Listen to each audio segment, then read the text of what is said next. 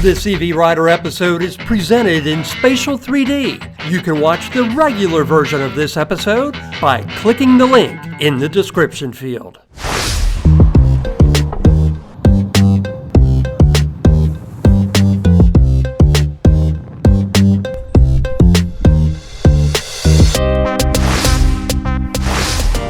Mini is upping its game in the EV arena. You're looking at a brand new 2025 Mini Countryman SE all-4 EV next to a 2021 Mini Cooper SE.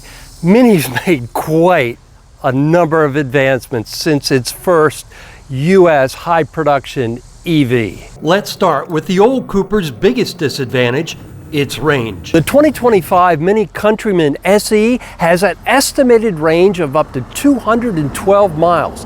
That's almost double of what the estimated range of the 2021 Mini Cooper SE has. The good news doesn't stop there. Mini has practically tripled the charging speed. The Countryman SE has a peak rated DC charging speed of 130 kilowatts. That's fast enough to take it from 10 to 80% in 29 minutes in ideal conditions. At home, it can AC charge at up to 11 kilowatts, up from the old Cooper SE's 7.4. So one of the first things that you'll find different about the Mini if you have owned a Mini in the past is there's no gear shift down below anymore. It's actually been moved up here where the toggle switches used to be. But it's very intuitive, and after you've driven it a couple times, it'll become second nature just like the gear shift did. For those of you that have grown up on Mini Coopers, you'll be relieved to know that despite the bigger size of the Countryman, that it still manages to maintain that Mini character. And yes, that go-kart handling, although I will say the handling isn't as sharp as you would expect in a Cooper. For one, it's softer. But slightly softer handling isn't necessarily a bad thing. For example, here in Jacksonville, Florida, one knock on the Mini Cooper SE is on some roads it does bounce you around a bit because of that nice firm suspension. This does, I would say, a better job of soaking up the bumps around town. I don't know if you picked that up, but there are plenty of acceleration sound effects. If you're not a fan of those, you can always turn them off. Having adaptive cruise control come to the Mini is great. It's very simple. You just hit a button in the steering wheel, and not only does it set the speed for you, it also starts self-steering. However, this is not hands-free. You will be prompted to put your hands back on the wheel about every 30 seconds. In fact, my heads-up display has just prompted me, so if I touch it, it'll go ahead and get rid of that warning, and the car will slow down and speed up. It slowed down for a FedEx truck, so it really does a nice job, as far as I can tell, with keeping the lane. So where I find these types of systems really useful is in slow stop and go interstate traffic. Now, if you want to speed up, again, super easy. You just go ahead and hit your up button and increase your speed. I don't know if the camera will pick it up, but there's also a light over here in addition to your heads-up display that warns you to go ahead and put your hand back on the steering wheel. That will blink if you've got your hand off the wheel for more than, say, 20 seconds or so. You also have a full complement of buttons for your entertainment system, so you do not need to take your eyes off the road to go ahead and putz around with that center screen when you're driving. You could raise and lower the volume, for example. You could go ahead and give voice commands. You could go ahead and take a phone call or hang up, all the things that you would expect. So although this might seem complex at first, it's actually very intuitive and very friendly when you're out there driving. One of the things that I appreciate that Mini has done is, even though they've gone to a large touch screen, they haven't taken away those secondary tactile controls for some of the basics. So when you're actually out there driving, I don't think you'll find that the touch display is at all distracting. Okay, so I do want you to go ahead and experience go-kart mode. So we're going to go ahead and get on one of the highways for a moment, and we're going to let traffic clear out. And I'm just going to be quiet for a second so you can hear what it really feels like. So here we go, we're at 0, and I'm going to punch it.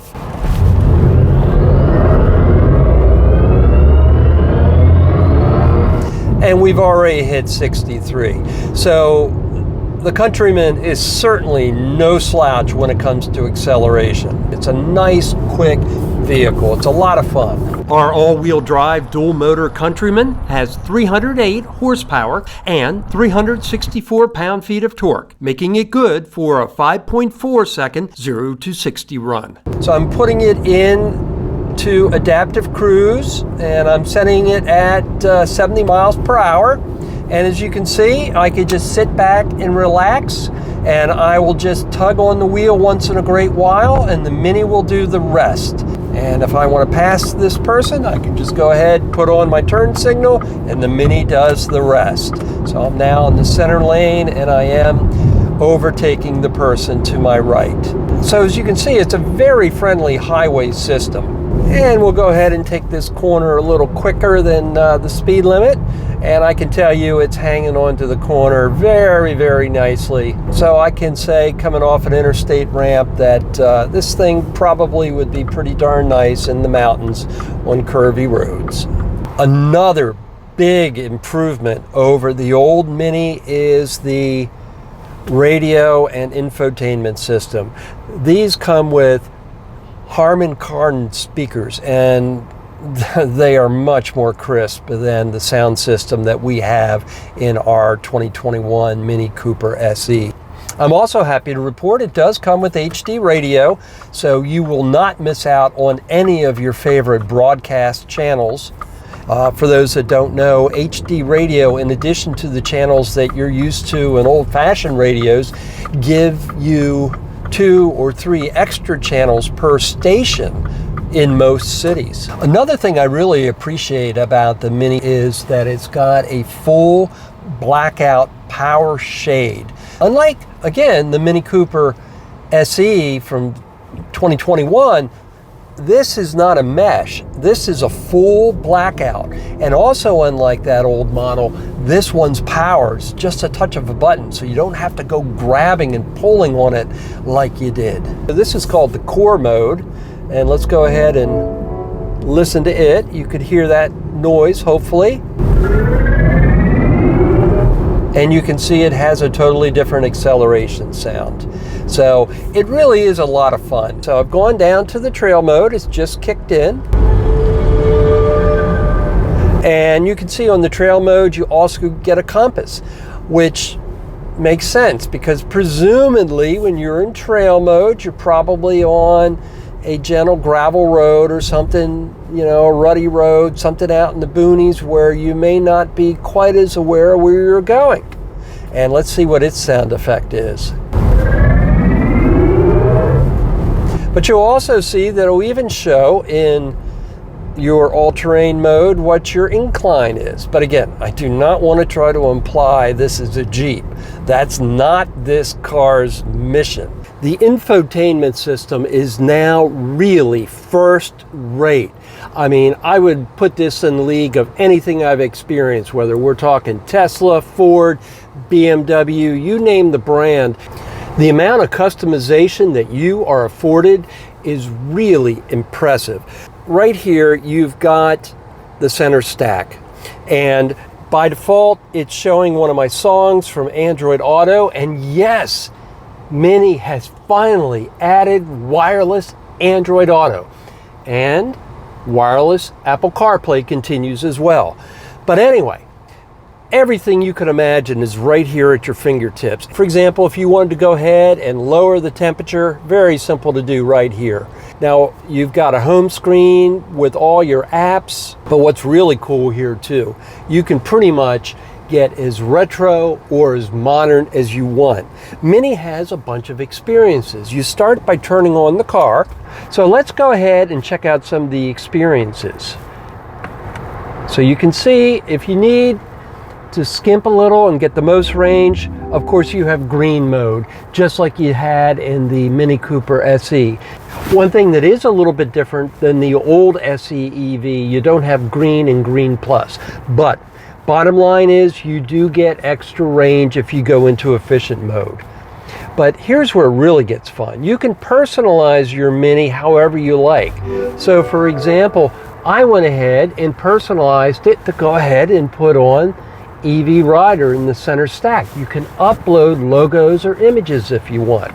But let's say you want to just go retro. Let's say you want to make your Mini as close to what a historic Mini would be. Well, for example, here you can see a retro gauge package. And they also, in the sport mode, they decide to have some fun and again, embrace that Mini heritage. So if we go to this, what most of us would consider to be a sport mode, they call it go-kart. So listen up. Yes, you do get a quick Yahoo when you switch over to go-kart mode, and you'll find a whole suite of sound effects when you're driving, when you're switching modes. Now, another thing that's really fun about the new Mini lineup is that they have really taken entertainment into account. So let's face it, the bottom line is if you're on a long road trip with this, at some point you're going to pull into a charging station. You're going to have a little extra time on your hand. But when you do, you've got a full suite of games that you can choose from.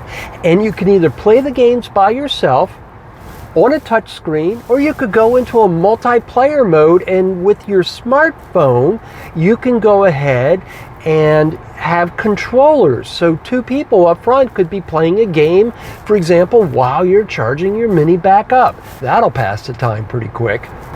You know, although this does have Android Auto and Apple CarPlay, I think a lot of people are going to end up using the Mini's native navigation that have the Countryman SE EV, and that's because it also automatically will load charging stops along your route. It'll go ahead and find them and program them out for you, so you don't even have to really think about charging.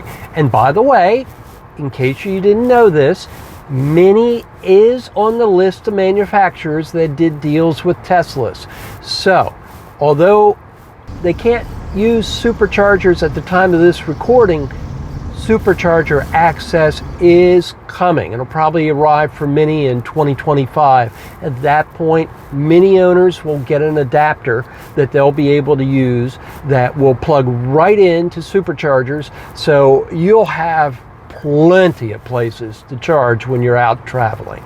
Many of you are probably also familiar with Alexa, the voice assistant that so many have in their homes. Well, of course, you have that in your Mini as well. You know, those of us that have smart homes, whether you've got Google Home or you've got Apple HomeKit or you've got Alexa, you could, for example, go ahead and cool down the house by just giving it a command from your Mini.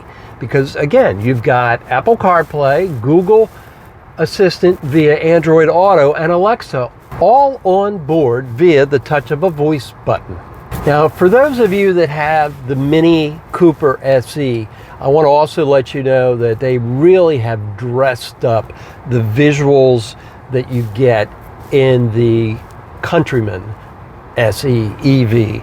The heads-up display, in my opinion, is a nice step up. To me, it feels like it's a little bit larger than the old display was. And so because of that, I don't miss the fact that there isn't a central gauge cluster in front of me, because that heads-up display gives me everything at a glance. And of course, everything is duplicated in the large center cluster. The Countryman SE All-4 starts at $45,200 and is very well equipped, so you should be able to get it out the door in the low 50s. When it comes to storage, you'll find plenty of nooks and crannies, including wireless charging, a center console, glove box, and side pockets. There's no front trunk as many EVs have, but out back, it's got up to 56 cubic feet of storage with the rear seats folded. Of course, the Countryman SE is Mini's largest EV. So unlike the outgoing Cooper SE EV, you'll find tons of room in the back by comparison.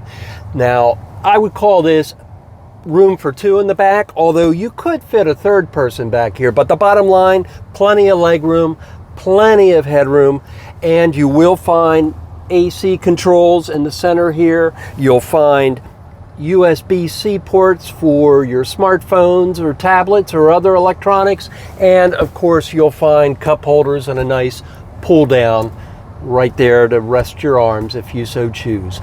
Better yet, the Minis have opening sunroofs. That's something I really do appreciate about Mini. Many modern cars these days are coming with fixed glass roofs, and while those are nice, having the option on a nice fall day like this one to go ahead and open up the car is wonderful. The 2025 Mini Cooper S two-door hardtop has also been fully redesigned for model year 2025. You're looking at the gas version. Unfortunately, the EV version isn't expected to be available in the United States until 2026 at the earliest, and that's because of the China tariffs. Currently, the EV version of the redesign of the Cooper S is being built in China, but there are plans to retool the Oxford factory to build the EV. At that point, it's very likely we'll see the EV version of the two-door hardtop re-enter the United States. And for fans of the gas Cooper, don't worry. That doesn't mean the ICE version is going to be discontinued. Plans are to build them side by side as they had been doing with the previous generation Cooper EV and ICE. Before I wrap up this episode, I want to give a big shout out to the Tom Bush family of dealerships right here in Jacksonville, Florida, for lending EV Rider this Countryman SE all-4 to review. And if you found this road test useful, please go ahead and give this video a like and subscribe to my YouTube channel. And if you're watching this over on MetaQuest TV, be sure to check out some of the other 180 immersive episodes of EV Rider. Thanks so much for watching this episode, and we'll see you again soon.